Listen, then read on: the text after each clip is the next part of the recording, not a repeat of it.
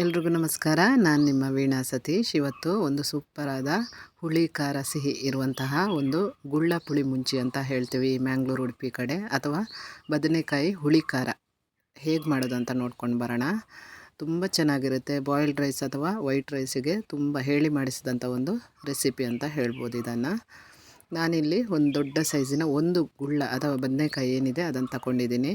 ಹೆಚ್ಚಾಗಿ ಈ ಮ್ಯಾಂಗ್ಳೂರು ಉಡುಪಿ ಕಡೆ ಈ ಕಲರ್ ಬರುತ್ತೆ ನೋಡಿ, ಗ್ರೀನ್ ಕಲರಲ್ಲಿ, ಇದನ್ನು ಗುಳ್ಳ ಅಂತ ಹೇಳ್ತೀವಿ. 2-3 ಬಗೆಯ ಬದನೆಕಾಯಿ ಸಿಗುತ್ತೆ. ಇದರಲ್ಲಿ ನೀವು ಒಂಥರ ಹುಳಿ ಖಾರ ರೆಸಿಪಿ ಮಾಡಿದರೆ ತುಂಬ ಚೆನ್ನಾಗಿರುತ್ತೆ ನಿಮಗೆ ತಿನ್ನೋಕ್ಕೆ. ಇದನ್ನು ನೋಡಿ, ಈ ಥರ ಮೀಡಿಯಮ್ ಸೈಜಲ್ಲಿ ಕಟ್ ಮಾಡ್ಕೋಬೇಕು. ದೊಡ್ಡ ದೊಡ್ಡ ಸೈಜ್ ಮಾಡೋದು ಬೇಡ, ಮೀಡಿಯಮ್ ಸೈಜ್ ಮಾಡಿದರೆ ಸಾಕು. ತುಂಬ ಸಣ್ಣ ಸೈಜ್ ಮಾಡಿದರೆ ನಿಮಗದು ಬೆಂದು ಕರಗೋಗುತ್ತೆ, ಬೇಗ ಬೇಯುತ್ತೆ ಬದನೆಕಾಯಿ. ಹಾಗಾಗಿ ಮೀಡಿಯಮ್ ಸೈಜ್ ಮಾಡಿದರೆ ಸಾಕು.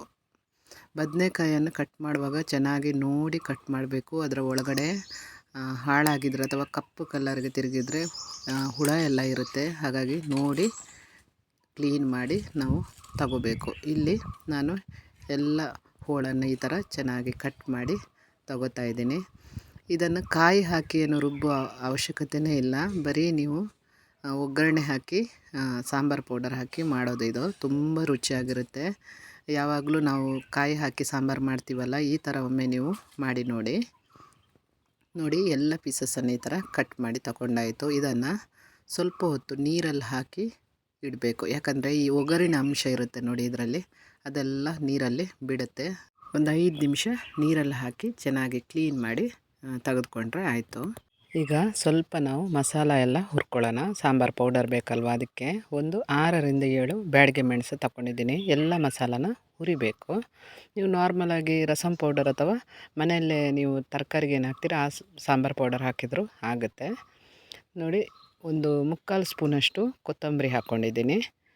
ಒಂದು ಅರ್ಧ ಸ್ಪೂನಷ್ಟು ಜೀರಿಗೆ, ಜೊತೆಗೇ 1/4 ಸ್ಪೂನಷ್ಟು ಕಡಲೆಬೇಳೆ, ಅರ್ಧ ಸ್ಪೂನಷ್ಟು ಉದ್ದಿನಬೇಳೆಯನ್ನು ತಗೊಂಡಿದ್ದೀನಿ. ಎಲ್ಲನೂ ಒಟ್ಟಿಗೆ ಚೆನ್ನಾಗಿ ಮೀಡಿಯಮ್ ಫ್ಲೇಮಲ್ಲಿಟ್ಟು ಹುರಿಬೇಕು. ಹೈ ಫ್ಲೇಮ್ ಇಡಬೇಡಿ, ಯಾಕಂದರೆ ಸೀದೋಗುತ್ತೆ. ಈ ಥರ ಲೋ ಅಥವಾ ಮೀಡಿಯಮ್ ಫ್ಲೇಮಲ್ಲಿಟ್ಟು ಈ ಥರ ಚೆನ್ನಾಗಿ ಹುರಿಬೇಕು. ಉದ್ದಿನಬೇಳೆ ಸ್ವಲ್ಪ ಕಲರ್ ಚೇಂಜ್ ಆಗುವ ತನಕ ಹುರಿಬೇಕು. ಎಲ್ಲ ಮಸಾಲನೂ ಹುರಿದು ಇದನ್ನು ನಾವು ರುಬ್ಬಬೇಕು ನೋಡಿ. ಸ್ವಲ್ಪ ಒಂದು ಚಿಟಿಕೆಯಷ್ಟು ಇಂಗನ್ನು ಈ ಮಸಾಲ ಹುರಿತೀವಲ್ಲ ಅದಕ್ಕೆ ಹಾಕ್ಕೊಳ್ಳಿ ನೋಡಿ. ಎಲ್ಲ ಹುರಿದ ನಂತರ ನೋಡಿ ಈ ಕಲರ್ ಬರುತ್ತೆ ನೋಡಿ. ಇದನ್ನೆಲ್ಲ ಈಗ ನಾವು ಪೇಸ್ಟ್ ಮಾಡ್ಕೋಬೇಕು, ಅಂದರೆ ಪುಡಿ ಮಾಡ್ಕೋಬೇಕು. ಪೇಸ್ಟ್ ಅಂದರೆ ತುಂಬ ತರಿ ಬೇಡ, ಎಷ್ಟಾಗುತ್ತೋ ಅಷ್ಟು ನೀವು ನೈಸ್ ಪೇಸ್ಟ್ ಮಾಡ್ಕೊಳ್ಳಿ. ನಾನು ನೋಡಿ ಈ ಥರ ಪುಡಿ ಮಾಡ್ಕೊಂಡಿದ್ದೀನಿ. ಈಗ ಮಸಾಲ ಏನು ಗುಳ್ಳ ಪುಳಿ ಮುಂಚಿಗೆ ರೆಡಿಯಾಗಿದೆ ನೋಡಿ. ಈ ಥರ ತರಿ ಸ್ವಲ್ಪ ಇದ್ದರೆ ಪರವಾಗಿಲ್ಲ, ತುಂಬ ತರಿ ಮಾಡ್ಕೋಬೇಡಿ. ಮೊದಲಿಗೆ ಒಗ್ಗರಣೆಗೆ ನಾನು ಒಂದು ಈರುಳ್ಳಿನ ತಗೊಂಡಿದ್ದೀನಿ. ಇದನ್ನು ಸ್ಲೈಸ್ ಆಗಬೇಕಾದ್ರೂ ನೀವು ಕಟ್ ಮಾಡ್ಕೋಬೋದು, ಅಥವಾ ಈ ಥರ ಸಣ್ಣಗೆ ಚಾಪ್ಸ್ ಮಾಡ್ಕೋಬೋದು. ಈ ಗುಳ್ಳ ಪುಳಿ ಮುಂಚಿ ತುಂಬ ಸುಲಭ, ಒಂದು 5-10 ನಿಮಿಷದಲ್ಲಿ ನೀವು ಇದನ್ನು ಮಾಡ್ಕೋಬೋದು. ಈರುಳ್ಳಿ ಎಲ್ಲ ಕಟ್ ಮಾಡಿದ ನಂತರ ಒಗ್ಗರಣೆಗೆ ಏನೆಲ್ಲ ಬೇಕು ಹೇಳ್ತೀನಿ. ಒಂದು ಈರುಳ್ಳಿ, ಒಂದು 2-3 ಚಮಚ ಆಗುವಷ್ಟು ಕಾಯಿ ತುರಿ ಇದ್ದರೆ ಸಾಕು, ಸ್ವಲ್ಪ ಸಾಕು. 1 ಸ್ಪೂನಷ್ಟು ಸಾಸಿವೆ ತಗೊಳ್ಳಿ. ರುಚಿಗೆ ಎಷ್ಟು ಬೇಕಷ್ಟು ಹುಳಿ ತಗೊಂಡ್ರೆ ಆಯಿತು. ಇದನ್ನು ನೋಡಿ ಹಾಕ್ಕೊಂಡ್ರೆ ಆಯಿತು. ಇದರಲ್ಲೊಂದು 4 ಸ್ಪೂನಷ್ಟು ಹುಳಿ ನೀರಿದೆಯಲ್ಲ ಅದನ್ನು ತಗೊಂಡಿದ್ದೀನಿ ನಾನು. ಒಂದು 3-4 ಬ್ಯಾಡಗೆ ಮೆಣಸನ್ನು ತುಂಡು ಮಾಡಿ ತಗೊಂಡಿದ್ದೀನಿ. ಒಂದು 2 ತುಂಡಷ್ಟು ಸಣ್ಣ ತುಂಡಷ್ಟು ಬೆಲ್ಲ, ಜೊತೆಗೆ ಈ ಸಾಂಬಾರು ಪೌಡರ್ ರೆಡಿ ಮಾಡ್ಕೊಂಡಿಟ್ರೆ ಆಯಿತು. ನಿಮಗೆ ಸುಲಭವಾಗಿ ಸಾಂಬಾರು ಮಾಡ್ಕೋಬೋದು ನೋಡಿ. ಒಂದು 2 ಸ್ಪೂನಷ್ಟು ತೆಂಗಿನ ಎಣ್ಣೆಯನ್ನು ಹಾಕಿದ್ದೀನಿ. ಇದಕ್ಕೆ ಮೊದಲಿಗೆ ಸಾಸಿವೆಯನ್ನು ಹಾಕೋಬೇಕು. ಸಾಸಿವೆ ಹಾಕಿದ ನಂತರ ಅದು ಪಟ ಸಿಡಿಯೋಕ್ಕೆ ಸ್ಟಾರ್ಟ್ ಆಗುತ್ತೆ. ಆಗ ಈ ಕಟ್ ಮಾಡ್ಕೊಂಡಿರುವ ಈ ಬ್ಯಾಡಗೆ ಮೆಣಸು ಏನಿದೆ ಇದನ್ನು ಹಾಕ್ಕೊಳ್ಳಿ. ಇದನ್ನು ಸ್ವಲ್ಪ ನೀವು ಫ್ರೈ ಮಾಡಬೇಕು. ಸ್ವಲ್ಪ ಅದು ಫ್ರೈ ಆದ ನಂತರ ಈರುಳ್ಳಿಯನ್ನು ಹಾಕೋಬೇಕು. ಜೊತೆಗೆ ಕರಿಬೇವು ಸೊಪ್ಪನ್ನು ನೀವು ಹಾಕೋಬೋದು, ಚೆನ್ನಾಗಿ ಬರುತ್ತೆ, ಫ್ಲೇವರ್ ಚೆನ್ನಾಗಿರುತ್ತೆ. ಇದನ್ನು ಚೆನ್ನಾಗಿ ನಾವು ಫ್ರೈ ಮಾಡಬೇಕು. ಇದೇನು ಕೆಂಪಾಗೋ ಅವಶ್ಯಕತೆ ಇಲ್ಲ, ಸ್ವಲ್ಪ ಬೆಂದರೆ ಸಾಕು. ಈರುಳ್ಳಿ ಎಣ್ಣೆಯಲ್ಲಿ ಚೆನ್ನಾಗಿ ಫ್ರೈ ಆದರೆ ಸಾಕು. ಈಗ ನೋಡಿ, ಇಲ್ಲಿ ಈರುಳ್ಳಿ ಚೆನ್ನಾಗಿ ಫ್ರೈ ಆಗಿದೆ. ಈಗ ನಾವೇನು ನೀರಲ್ಲಿ ನೆನೆಸಿಟ್ಟಿದ್ದೀವಲ್ಲ ಈ ಬದನೆಕಾಯಿ ಅಥವಾ ಗುಳ್ಳ, ಇದನ್ನು ಇದಕ್ಕೆ ಹಾಕೋಬೇಕು. ಈ ಗುಲ್ಲ ಹಾಕಿದ ನಂತರ ಇದಕ್ಕೆ ಒಂದು 1/4 ಸ್ಪೂನಷ್ಟು ಅರಿಶಿಣ ಇದೆಯಲ್ಲ ಅದನ್ನು ಹಾಕೋಬೇಕು. ಪ್ರತಿಯೊಂದು ತರಕಾರಿಗೂ ಅರಿಶಿಣ ಹಾಕಿದ್ರೆ ಒಳ್ಳೆಯದು. ಸ್ವಲ್ಪ ಹಾಕ್ಕೊಂಡ್ರೆ ಸಾಕು. ಇದನ್ನು ಚೆನ್ನಾಗಿ ಮಿಕ್ಸ್ ಮಾಡ್ಕೋಬೇಕು. ಗುಲ್ಲ ನಿಮಗೆ ನಾರ್ಮಲಾಗಿ ನೀವು ಒಗ್ಗರಣೆಯಲ್ಲೇ ಅದು ಚೆನ್ನಾಗಿ ಬೇಯುತ್ತೆ, ಬೇಗ ಬೆಂದೋಗುತ್ತೆ ಗುಲ್ಲ. ಜಾಸ್ತಿ ಹೊತ್ತೇನು ಬೇಡ ಈ ಬದನೆಕಾಯಿಗೆ. ಒಂದು ಮಿಕ್ಸ್ ಚೆನ್ನಾಗಿ ಮಾಡಿದ ನಂತರ ಇದಕ್ಕೀಗ ನಾವು ಉಳಿದ ಮಸಾಲೆ ಎಲ್ಲ ಸೇರಿಸ್ಕೋಬೇಕು. ಈಗ ನೋಡಿ ಅರಿಶಿಣ ಚೆನ್ನಾಗಿ ಮಿಕ್ಸ್ ಆಗಿದೆ. ಈಗ ಈ ಹುಣಸೆ ಹಣ್ಣಿನ ರಸ ಇದೆ ನೋಡಿ, ಇದನ್ನು ಹಾಕೋಬೇಕು. ನಾನು ಎಲ್ಲ ಹಾಕಿಲ್ಲ ನೋಡಿ, ಸ್ವಲ್ಪ ತೆಗೆದಿಟ್ಟಿದ್ದೀನಿ. ನೋಡಿ ಹಾಕ್ಕೊಳ್ಳಿ, ಒಮ್ಮೆಲೆ ಎಲ್ಲ ಹುಳಿಯನ್ನು ಹಾಕೋಬೇಡಿ. ಜೊತೆಗೆ 2 ತುಂಡು ಸಣ್ಣ ತುಂಡಷ್ಟು ಬೆಲ್ಲ ಇದೆಯಲ್ಲ ಅದನ್ನು ಹಾಕೋಬೇಕು. 1 ಸ್ಪೂನಷ್ಟು ಉಪ್ಪನ್ನು ಈಗಲೇ ಹಾಕ್ತಾಯಿದ್ದೇನೆ. ಇದನ್ನೀಗ ಚೆನ್ನಾಗಿ ನಾವು ಮಿಕ್ಸ್ ಮಾಡಬೇಕು. ಈ ಬೆಲ್ಲ ಮತ್ತು ಹುಳಿ ಏನು ಹಾಕಿದ್ದೀವಿ ಜೊತೆಗೆ ಉಪ್ಪು ಎಲ್ಲ ಚೆನ್ನಾಗಿ ಇದ್ರ ಜೊತೆ ಮಿಕ್ಸ್ ಆಗಬೇಕು. ಅದಕ್ಕೋಸ್ಕರ 1 ರಿಂದ 2 ನಿಮಿಷ ಈ ಥರ ಮುಚ್ಚಿ ಒಂದು ಮೀಡಿಯಮ್ ಫ್ಲೇಮಲ್ಲಿ ಸ್ವಲ್ಪ ಇದನ್ನು ಬೇಯಿಸ್ಕೋಬೇಕು. ಈಗ ನೋಡಿ ಇದು ಸ್ವಲ್ಪ ಬಾಡಿದೆ ನೋಡಿ, ಸ್ವಲ್ಪ ಬೆಂದಿದೆ.